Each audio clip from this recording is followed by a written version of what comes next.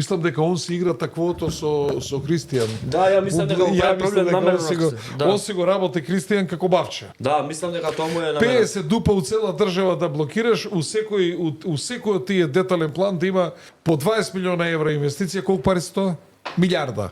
Која би се случило во наредните 2-3 години. Да. И ти го трпиш тоа и он се прави. За Карпош како викаше, додека овој криминалец со Стевченки, Оски ја не од добро, ама ево ги сега не има добро. Некни градоначалникот на Крива Паланка исто ми се жалеше и него. 6 плана нема ги одобрил. На Сидна никому не одобрил. Не, цела Македонија никаде нема пуштено детално урбанистички план.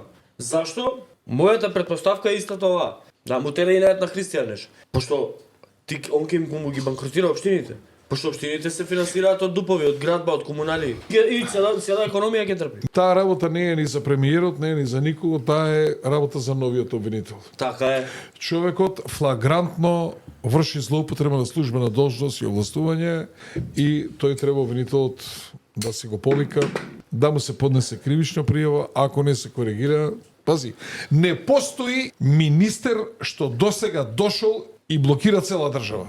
Нема таков. Можеш ли да замислиш 50 урбанистички планови, ти ако ги пуштиш, кој влијание врз бруто општествениот производ ќе го има? Кој двигател на економијата ќе биде? Да, апсолутно. Абе тоа на мајка ти мирезот ли е тоа Министерството од транспорт и врски? Па за лауфам по медиуми иде едно друго. Каде бе ова го имаме да правиш ти што сакаш бе?